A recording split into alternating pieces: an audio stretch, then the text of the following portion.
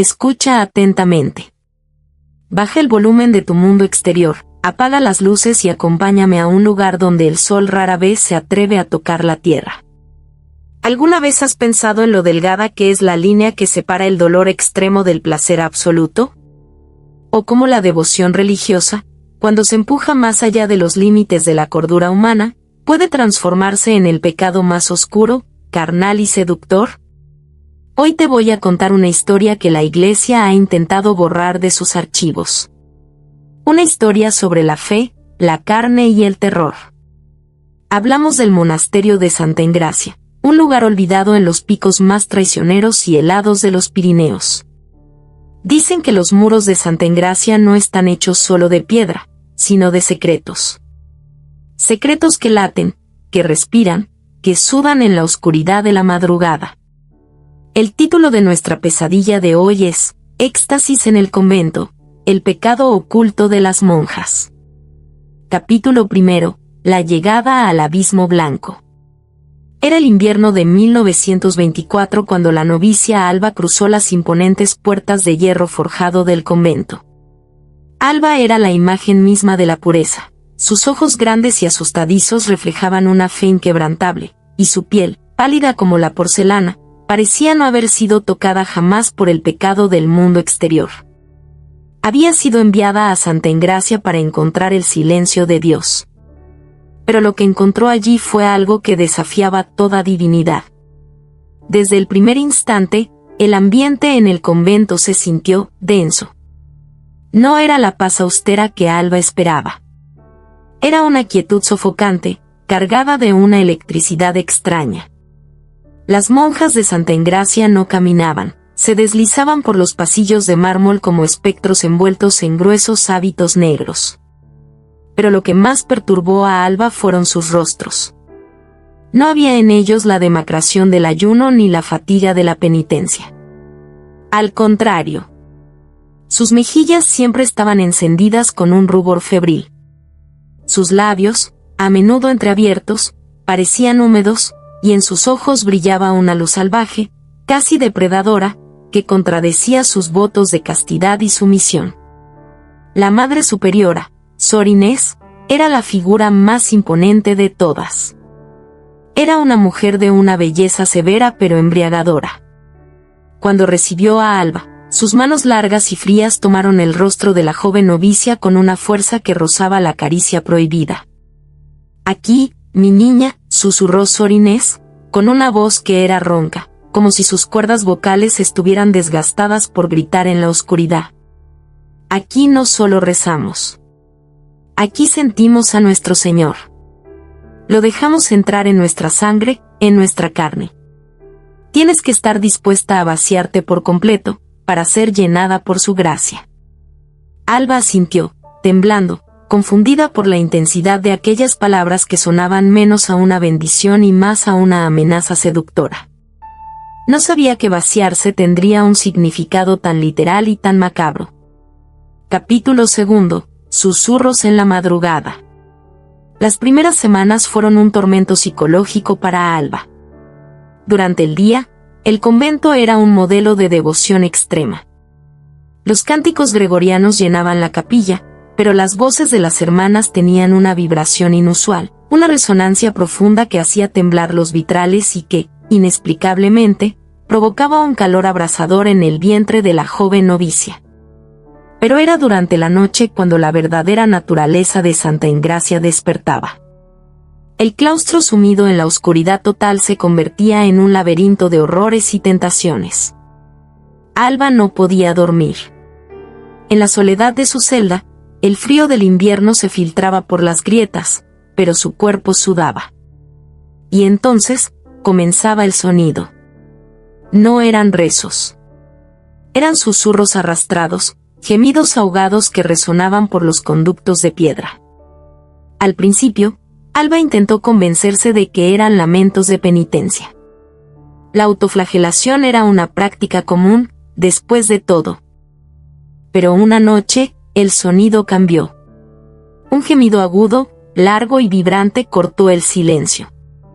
No era el sonido de una mujer soportando el dolor del látigo, Era el grito desgarrador y gutural de un placer insoportable. Un éxtasis que rasgaba la garganta. Movida por una mezcla tóxica de terror, curiosidad y un deseo oscuro que no se atrevía a confesar ni en sus oraciones, Alba se levantó de su humilde catre. Sus pies descalzos tocaron la piedra helada. Abrió la pesada puerta de madera de su celda y se asomó al pasillo. Las sombras danzaban a la luz de una única vela parpadeante en la distancia. Siguió el rastro de los sonidos. Mientras avanzaba, el aire se volvía más pesado, casi irrespirable. Una fragancia enfermizamente dulce comenzó a inundar sus sentidos: incienso quemado, mirra, la esencia pesada de las rosas marchitas y, debajo de todo eso, el inconfundible y primario olor a cobre. Olor a sangre fresca. Capítulo 3. El descenso al purgatorio de la carne. El rastro no la llevó a la capilla principal, sino a una puerta oculta detrás de un tapiz de la Virgen de los Dolores, cuyos ojos bordados parecían llorar lágrimas de alquitrán. La puerta estaba entreabierta, revelando una escalera de caracol que descendía en espiral hacia las entrañas de la montaña, hacia las antiguas catacumbas del monasterio. Alba bajó lentamente, paso a paso. Con cada escalón, los cánticos y gemidos se hacían más fuertes, formando una sinfonía profana que hacía que su corazón latiera desbocado contra sus costillas. Su respiración era entrecortada, sus manos sudaban, y un calor extraño, un fuego impío, comenzaba a consumir su inocencia. Al llegar al final de las escaleras, la luz de docenas de veladoras rojas iluminaba una caverna subterránea inmensa. Alba se escondió detrás de un pilar de piedra tallada y asomó el rostro. Lo que vieron sus ojos destrozó su mente y corrompió su alma para siempre. Capítulo 4. El éxtasis y el hereje. No era una misa.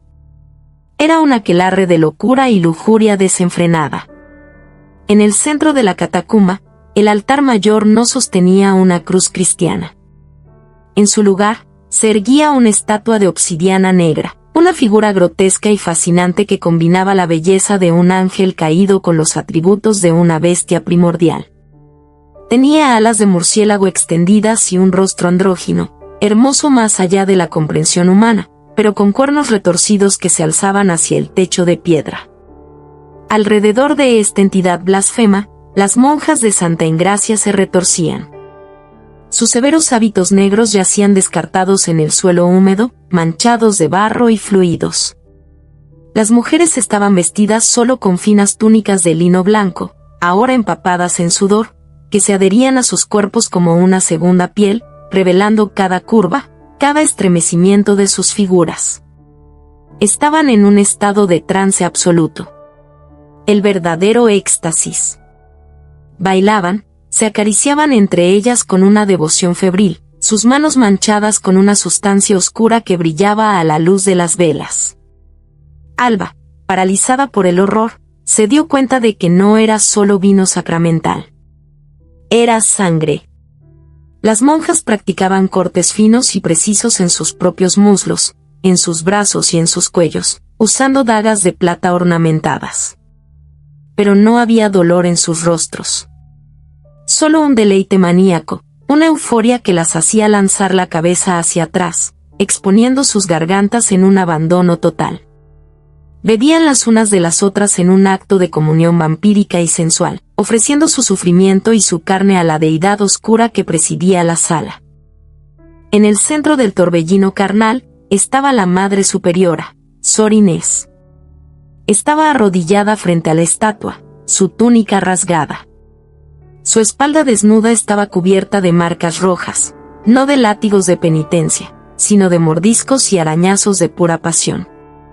Inés alzaba los brazos hacia el demonio de obsidiana y gritaba, pero sus palabras no eran latín ni español, era una lengua antigua, áspera y reptiliana, una invocación que hacía que la misma roca de la caverna vibrara. El aire se comprimió. Las llamas de las velas rojas se tornaron azules y luego violetas. Alba sintió que el oxígeno abandonaba sus pulmones. De repente, la estatua de obsidiana pareció moverse. La piedra se agrietó, y de la figura inanimada surgió una sombra espesa, un humo negro que tomó la forma de un hombre inmensamente alto. Sus ojos brillaban como carbones ardientes. La entidad descendió del altar y caminó entre las monjas, quienes se postraban ante él, gimiendo, ofreciendo sus cuerpos lacerados. La criatura acariciaba sus rostros, y donde sus dedos de sombra rozaban la piel de las mujeres, la sangre hervía y ellas se convulsionaban en espasmos de placer agónico. Era la personificación del pecado original, habitando en la casa que supuestamente le estaba negada. Capítulo 5. La seducción final. El terror obligó a Alba a retroceder. Quería correr. Quería rezar a un Dios que parecía haber abandonado ese lugar hacía siglos. Pero al dar un paso hacia atrás, su pie descalzo pisó un cáliz de metal caído en el suelo, produciendo un sonido metálico que resonó como un trueno en la cueva. La música blasfema cesó. Los gemidos se ahogaron. Todo movimiento se detuvo de golpe. El humo negro, la entidad, giró lentamente su rostro sin rasgos hacia el pilar donde Alba se ocultaba. Sus ojos ardientes perforaron la oscuridad y encontraron los ojos aterrorizados de la joven novicia. Las monjas, todas al unísono, giraron sus cuellos hacia ella. Decenas de pares de ojos dilatados, brillantes por el éxtasis y la locura, se clavaron en Alba. Sus rostros manchados de sangre y sudor dibujaron sonrisas retorcidas y perturbadoras. La multitud se separó, abriendo un camino directo entre Alba y el altar. Y de entre ellas, emergió Sor Inés. Caminó hacia Alba con una gracia felina, depredadora. La sangre fresca goteaba de sus labios sobre su cuello pálido. Cuando estuvo a solo un suspiro de distancia, Inés extendió una mano cubierta de aquel líquido carmesí y acarició suavemente la mejilla temblorosa de Alba. El contacto quemaba como hielo seco. «¿Has visto la verdad, pequeña Alba?», susurró Inés, su voz ahora un ronroneo hipnótico. «Los falsos profetas hablan de sufrimiento para alcanzar el cielo. Nosotros hemos traído el cielo a nuestro sufrimiento. No hay barreras. No hay vergüenza. Solo la liberación absoluta de la carne». Alba intentó hablar, intentó recitar un Padre Nuestro, pero las palabras murieron en su garganta. El olor de Inés, una mezcla de feromonas, sangre y rosas, nubló su mente. La entidad de sombra detrás de Inés comenzó a extenderse por el suelo, trepando por los tobillos de Alba como serpientes invisibles, inyectando un calor seductor y venenoso en sus venas. «Tienes dos opciones, hermana», continuó Inés, acercando sus labios a la oreja de Alba. «Puedes intentar huir a la nieve, donde morirás pura y olvidada, abrazada a un Dios silencioso. O puedes quedarte y renacer. Puedes probar el verdadero poder. Puedes convertirte en divinidad».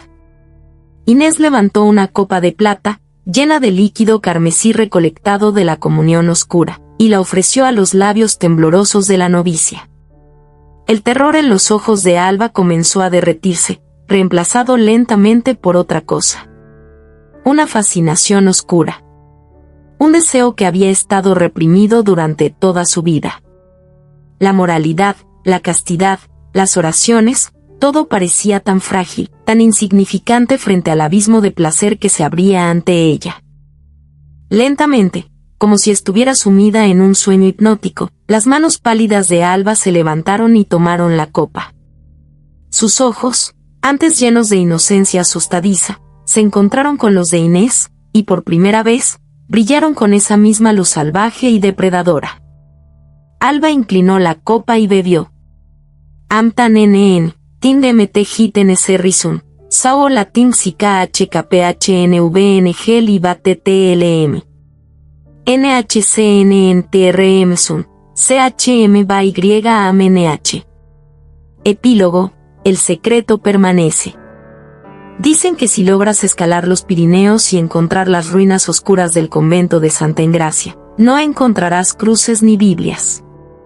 Si guardas silencio en la madrugada, cuando el viento corta la piedra como un cuchillo, No escucharás el eco de rezos o penitencias. Escucharás los gemidos. Escucharás los susurros de mujeres que vendieron su alma no por riquezas o poder, sino por un éxtasis eterno que trasciende el dolor y la muerte. La historia de Alba terminó aquella noche, pero su nueva existencia acababa de comenzar. Y la próxima vez que te encuentres en la oscuridad de tu habitación, sintiendo que una sombra te observa desde el rincón, no reces. Porque a veces, las entidades de la oscuridad no vienen a castigarte. Vienen a seducirte. Y cuando pruebes su comunión, nunca, jamás, querrás regresar a la luz.